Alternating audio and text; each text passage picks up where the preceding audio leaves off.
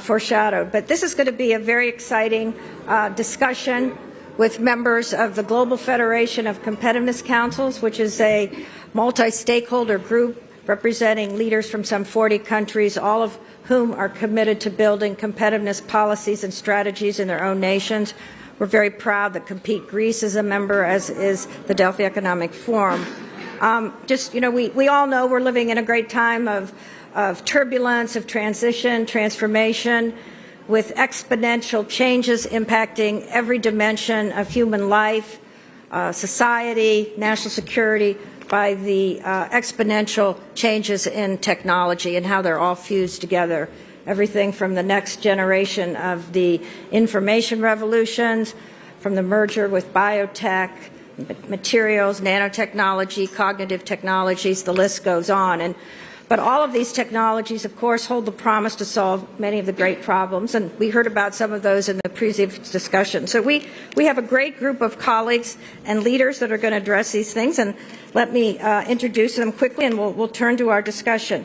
First is Hippolyte Fofak, you're right next to me, great, who's the chief economist of the African Exim Bank based in Cairo. He's a former leader at the World Bank and has a tremendous background in the economic issues as well as science and technology. He's a board member of the African Academy of Sciences.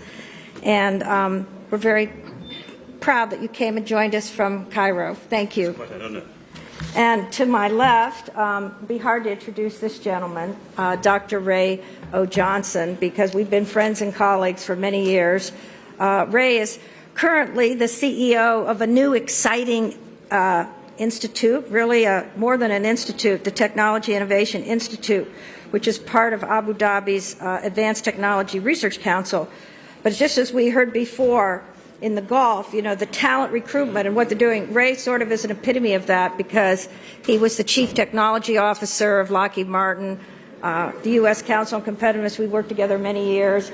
He's a leader in Bessemer Ventures, and really, if anybody we're going to talk about wants to know about quantum computing, quantum platforms, Ray was one of the first people in the world to invest and understand all of this. So, Ray, thank you very, very much, and we're very proud that you're a member of the Global Federation of Competitiveness Councils. Happy to be here. To my left of Hippolyte is Antigone Papanikolaou, who's the Director of Legal and Corporate Affairs for Microsoft Greece, Cyprus, and Malta. And you specialize in all the issues that Microsoft takes a leadership role in. And you've had a great career in the private sector with Coca-Cola, Philip Morris, and others.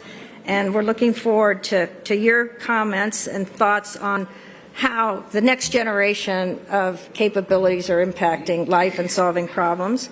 Georgios Papadimitriou is the Chief Operating Officer of Renewables and New Businesses at Portugal's main energy company, Galp Energia. He is a native of Greece but lives in Portugal, had been the CEO of NL Green Power in the United States and Europe. He's really one of the leading businessmen, women at the forefront of the clean energy transformation.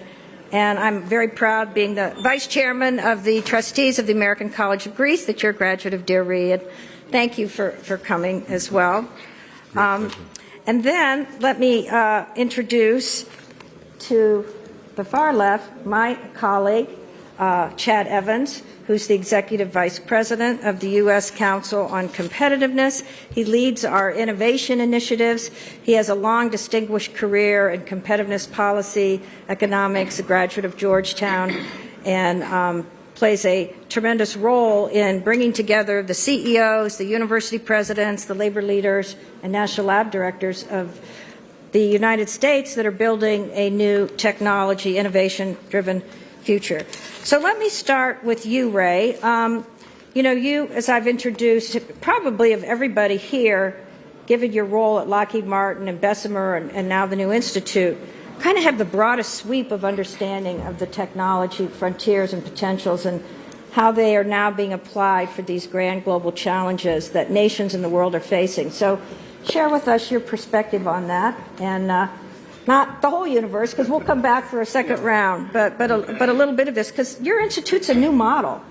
which is also very exciting. You're a new model itself, an innovation model. Okay, well, thank you, Deborah. I'll make some broad general comments, then we can get into more details. The broad comments are that, first of all, there is invention and there's innovation. And I think a lot of people confuse the two. Invention is the creation of the idea, and innovation is the application of the idea to products and services. And I think it's important to look at what the goals are. Are your goals to... I had a conversation with a Nobel laureate a few months ago, and he made a bold statement. He said, all, not part, not most, all discoveries, all the things that we know today, all of the technology, everything we have came from basic research. Well, I don't know that I mean, you might be able to tie it to some basic research. I don't necessarily believe that, but basic research is important. However, not every country can afford to make the kinds of investments in basic research that are necessary to get the outcomes. But every country in the world can use the outcomes of that basic research as they innovate those inventions to create solutions. And I think that's important. So I think deciding whether to focus on invention or innovation and what your outcomes, what timeline for your outcomes and what outcomes you desire are important. The second thing I'll mention is the very powerful triad of government, industry, and academia working together. Because each of those entities has such an important component in getting the outcomes that we all want. Academia has, of course, the basic research component, the creative spirit, all those things. Industry has the role of transitioning. They're the commercialization partner, if you will, in the innovation process. So industry plays an important role, and government plays an important role as well. Look at the UN SDGs and look at the difficulty factor that is associated with most of those SDGs. Government plays an important role in investing in high-risk, high-payoff things. So those are just some of the, broad general comments that I would make about countries that are interested or businesses that are interested in creating innovative outcomes. I'll just give a couple of comments about TII, Technology Innovation Institute, in Abu Dhabi, part of the Advanced Technology Research Council. We have currently 815 or so researchers there from 74 nations. The gentleman who spoke before us talked about the Gulf region attracting talent. That's absolutely true. Abu Dhabi is a center for talent now. It's a center for AI development. We have of our 10 centers, we have a center focused on AI. We're doing things. We've created Noor, which is a Arab translation chat capability that came out a few months ago. So it is, in fact, a center of innovation, I would say, not invention. It's not a place that you go for basic research, but it is a place that you go for innovation and solutions. So thank you. Thank you. Antigone, I gave a little allusion to, the role of the next generation of IT, and we're hearing about it, throughout this conference. But, your role at Microsoft, which is very broad and strategic in this region, you're seeing the great potential for the application in everything from precision agriculture and transportation to sustainable cities, et cetera. So share with us what you see as the real opportunities for addressing global challenges and opportunities. First of all, thank you. It's really an honor to be sitting with you, and thank you, the organizers. So let me start by saying that 2023, I think, is an inflection point regarding technology, and especially AI. And saying that, as Internet and smartphones, I think that AI will reshape the professional and personal lives and will help humans to advance critical thinking, stimulate creativeness, and be more productive. In the meantime, also, there will be breakthroughs that these technologies can help regarding the research, healthcare, treatment, combat the climate change, and also help a lot the sustainability. And at this point, I think also that artificial intelligence and the use of the advancements we are seeing already are being placed. And we can draw some conclusions from the implementation of AI already in the globe. And let me Let me use an example. We've heard before on the gentleman who said such invaluable insights of what is coming. Also, the UN predicted that by 2015, the global population will be 9.7 millions. This poses an urgent question to the farmers, how they can sustainably feed such growing population. And maybe the answer can be found already in a farm which is close by to Washington, D.C. And why I'm saying that? Because currently there is a project done between Microsoft and the U.S. Department of Agriculture, which gives the opportunity to the farmers to extract data and cultivate and farm more sustainably the crops in a way that will increase yields and will be more resilient to climate changes. I'm referring to FarmBits, which is a project that harness data and artificial intelligence to the farmers to be able to see the conditions of the farm on the real life time, but use also technologies like TV white space, because we do know that in farms there is usually no internet connection or little so far. And of course there is also the problem of urbanization, because again, based on the UN, the 50% of the population, the global population currently lives in urban areas, and that expects to climb up to 68% by 2050. And that creates also a huge challenge to the governments and the leaders of this globe to address this speedy urbanization by creating smart cities which will be innovative, which will be inclusive, which will be sustainable. And the leaders do really need to lean in to data intelligence and use technologies like AI and IoT to create smart cities that will give that format. And I mean, also being mindful of the time, let me also share something that there are some other challenges regarding our own culture, the global culture. There are threats because of national disasters, climate change, wars, that our cultural heritage might be threatened. And let me give you an example, a real example coming from this country, how we can preserve our global culture, and which is very close to my heart. I'm talking about the Ancient Olympia Common Grounds project, which is the result of a partnership with the Greek Ministry of Culture and Microsoft. And by bringing together archaeologists along with engineers and using this power that technology gives us today, we were able to digitally recreate how ancient Olympia looked like 2,000 years ago for us, and also for the next generation to see how this place looked like while our ancestors were living. So concluding, I think that these days AI, and I'm very optimistic about that, and the advances in technologies equip humanity to be better positioned to address the challenges, not only the current, but the future. In a way, we have a co-pilot, as we say in Microsoft, to help us address these challenges.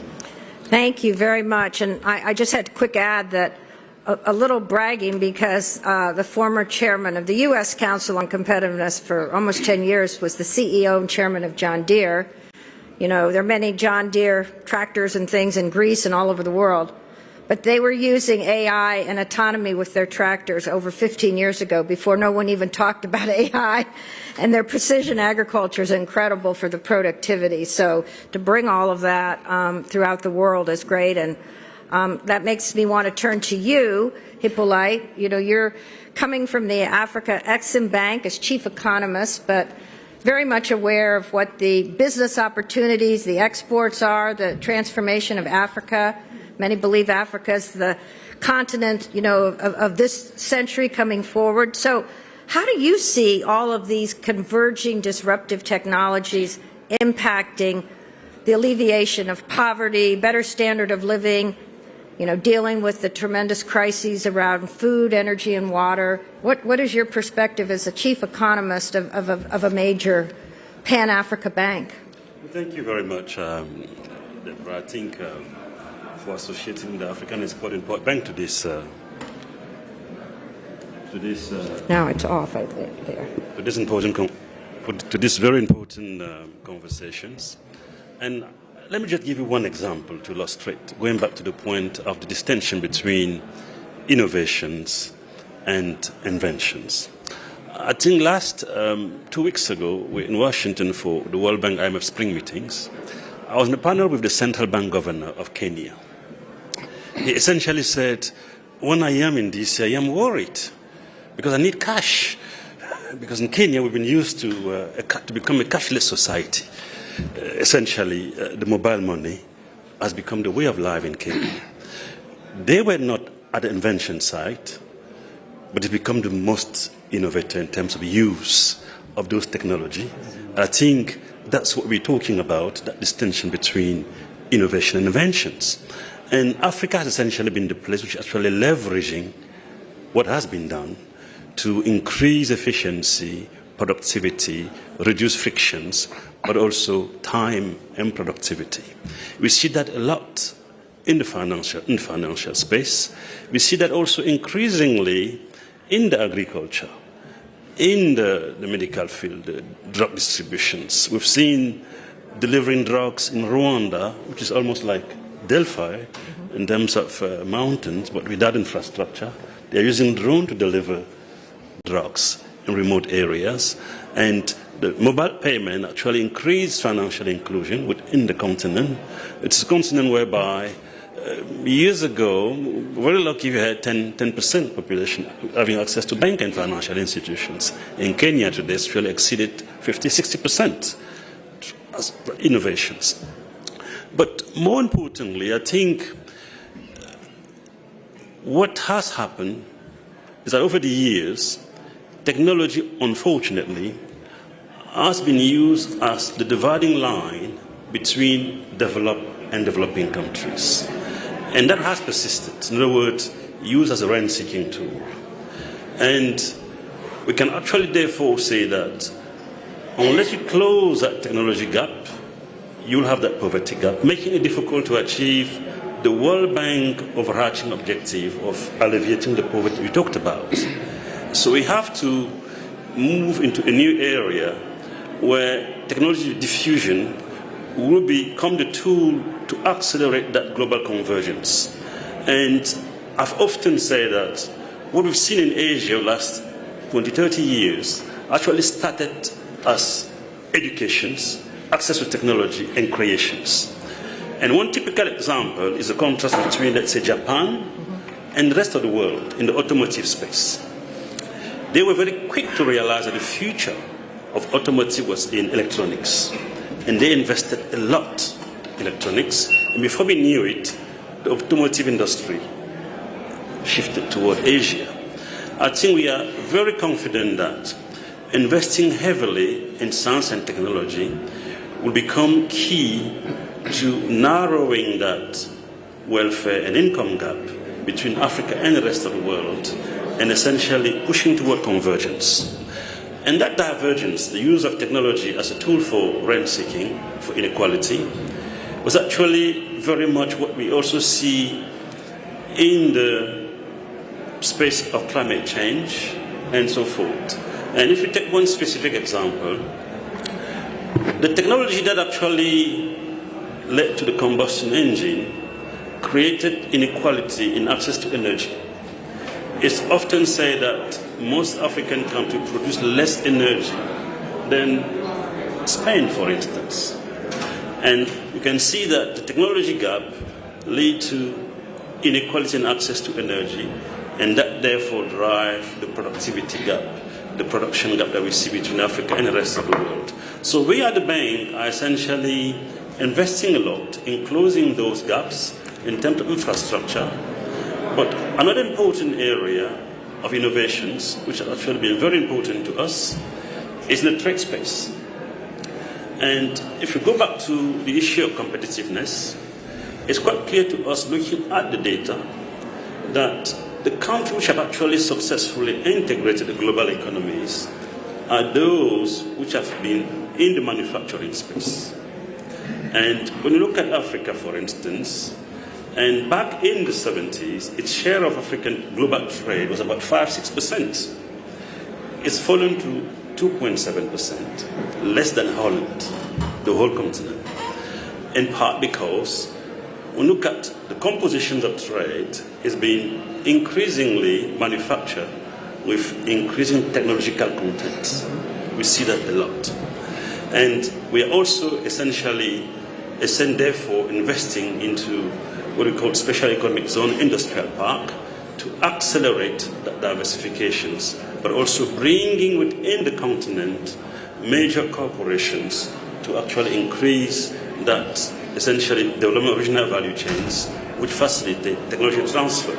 And finally, I think a very important point that I also like to mention in the financing space, it's digitalizations. And we've often wondered how come to trade between Nigeria and Ghana, two neighboring countries, we will need the dollars that we do not have, essentially, because the key constraint to growth in Africa is liquidity constraint. You don't have access to hard currency. So digitalization has enabled the bank to develop and launch what we call the Pan-African Payment Settlement Systems, PAPS, which enable us to settle intra-African trade in local currencies, therefore reducing that frictions and liquidity constraints. And our estimate shows that over time, we'll be able to actually save out to $5 billion a year in transaction costs. I think we launched the system last year, and its prospects in terms of impact are significant. But we believe that that's just the first step. But more importantly, it's very important to create the conditions for manufacturing expansion across the continent to achieve global convergence. Thank you. And I'm very happy you raised the issue of the linkage between manufacturing capability, digitalization, and innovation. Some of my colleagues have heard me say this over many years now. Manufacturing is not dirty, dumb, dangerous, and disappearing. It's smart, it's safe, it's sustainable, and surging. And bringing them together is really part of the technological future. So we're going to come back to that. But I want to turn to energy and sustainability and addressing climate issues. And Giorgio, you really are not only our expert in this field in the technology, but you're putting it into practice through the businesses that you are leading, and particularly in the renewable space. So what is your view about the transition? How fast? What are some of the portfolio issues? Take us into the future energy world. Thank you for that opportunity. So yeah, transition, first of all, is inevitable. It's happening, and there's no doubt about it. It's about the no if. It's only about the when, right? So it should be clear why. Not only because it makes sense from an environmental perspective. Let's face it, because it also makes sense from an economic perspective. So transition is happening. It's about the when as opposed to the if. Then, what about technology? What is the technological angle that we bring into this transition? So, how are we going to achieve it? And I will agree with both Ray and Hippolyte. Is not about reinventing the wheel. It's not about creating something new.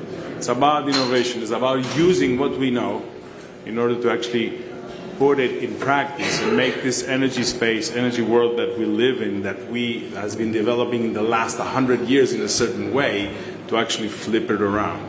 And what I mean by that, obviously we've developed a system that the energy comes to you, right? Somehow the energy comes to you. That's how we all grew up. That's how it's been. That's how it's been conceived. So you go from big power plants, big oil fields, big, cascading down with infrastructure to each and every one of us. Now we have the opportunity to actually turn this around.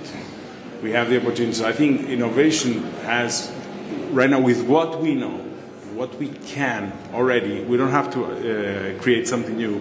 We can actually flip this around and give the opportunity to each and every one of us to participate in the mix. How can we do that? Now, we've developed solar panels. We've developed battery storage systems. We have a grid. We can actually get, in the developing world, we can actually get each and every one of us with digitalization and with the technology that we already have. We can get each and every one of us to be a producer, right?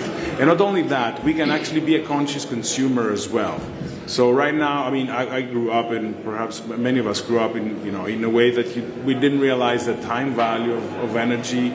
And it was something that we took for granted. And it just takes a behavioral switch which is enabled now by technology because we have all these digital appliances, digital gadgets that know everything about us, and they certainly can know how we consume energy, and they certainly can know what's the value of the energy out there while we do that. And they can actually tell us, you know what, you should actually, instead of consuming now, you can consume later, and you can actually get paid for that. So that gives an enormous power to people in the developed world, let me put it that way, to actually use technology and bring the transition forward.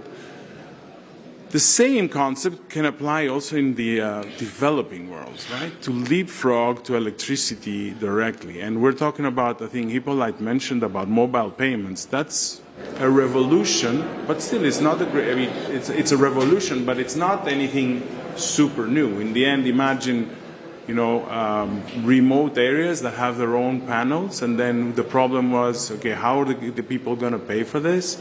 Then you have the opportunity to actually make mobile payments, and that's actually something that's growing in Africa a lot.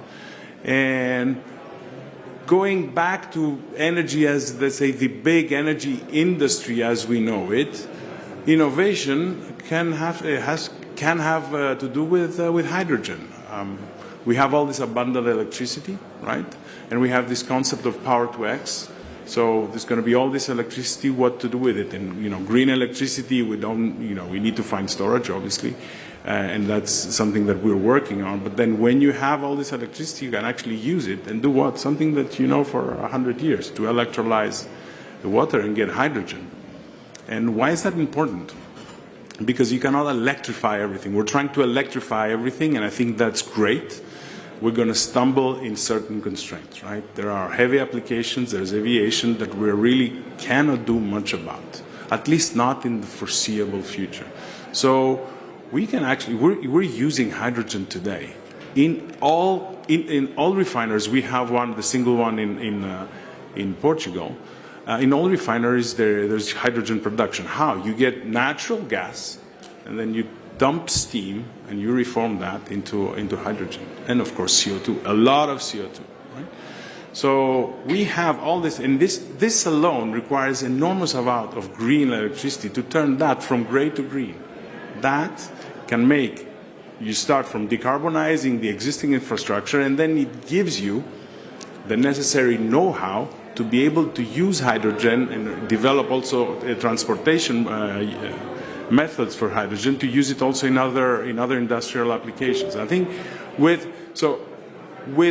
what we know already, just by being bold, we can actually turn the energy system upside down.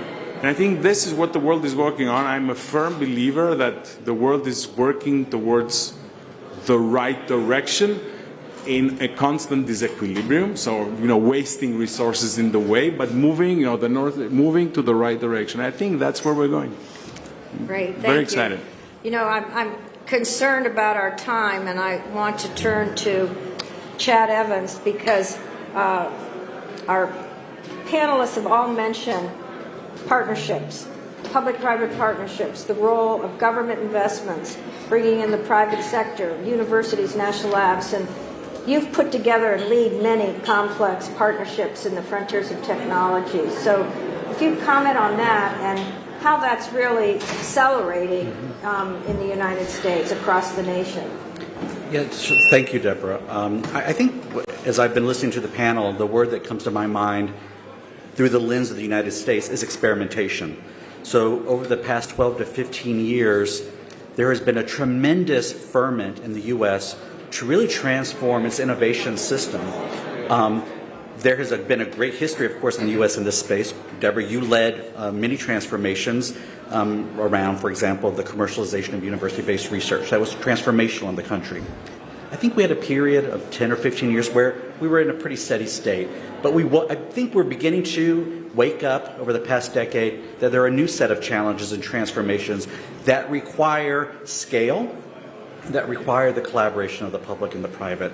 For example, we led with the Obama administration the development of a whole range of public-private partnerships, new national manufacturing innovation institutes to address, one, yes, the development and deployment of clean energy technologies, But also, to flip that, how would we actually deploy those technologies to increase the energy efficiency and productivity of manufacturing writ large? Successful, but not enough. And so the Council endeavored over the past 3 years to launch a new national commission on innovation and competitiveness frontiers with a goal to transform America's innovation agenda, driven by the private sector, but engaging the public sector hand in hand. Our first major report, Competing in the Next Economy, issued over 50 strategic recommendations, all of which were geared towards increasing tenfold the number of innovators in the United States, the number of innovations deployed in the United States, and the speed by which those innovations would be deployed. I mention this because that report has been foundational in what I would say is probably the most important piece of bipartisan legislation over the past decade, the CHIPS and Science Act. And I mention this because it's going to tie back to the point that Ray made at the very beginning of this panel. CHIPS and Science Act is transformational and at the same time potentially not transformational. Transformational, yes, it will fund and help deploy and develop new advanced microelectronics in the United States, hopefully releasing us from a stranglehold by a shadow that's lurking. We haven't talked about China, but it's very real, the competitiveness threat, competitiveness challenge. But the other side of the CHIPS and Science Act is science. There is a proposed massive investment in our science, basic science infrastructure in the United States. But unlike the CHIPS side, it is not funded. And in fact, there's been a lot of excitement over the past 3 to 4 years that we would be quadrupling the National Science Foundation budget. Okay, there was $16 billion proposed in the CHIPS and Science Act. The President's own budget for fiscal year 2024 reduced that to $12 billion. Okay, that's a blow, but still above where NSF had been before. But just this week, the new debt limit negotiations are calling for an $8 billion increase to the National Science Foundation. That basically obviates 3 to 4 years of massive private sector exhortation that if we're really facing a Sputnik moment in the United States, we're sputtering. We're not responding. We're not accelerating. We're not increasing tenfold. So what are we going to do? And I mention it because of Ray's point at the beginning about basic research. Basic research is fungible. It is globally dispersed. But someone has to do it.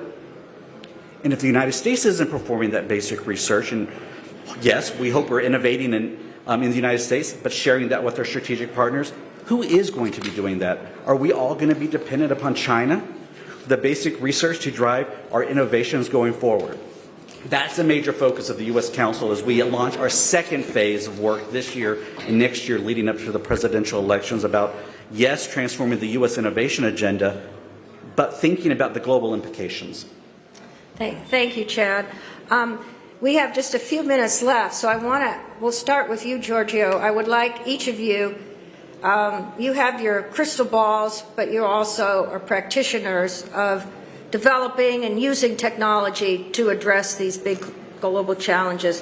What would be something inspirational that you would like to share very, very fast? So it's kind of a lightning rod. We'll start with you. Power to democratize energy production. Democratize electricity production. Make it something that comes from the people. They're owners of their own destiny.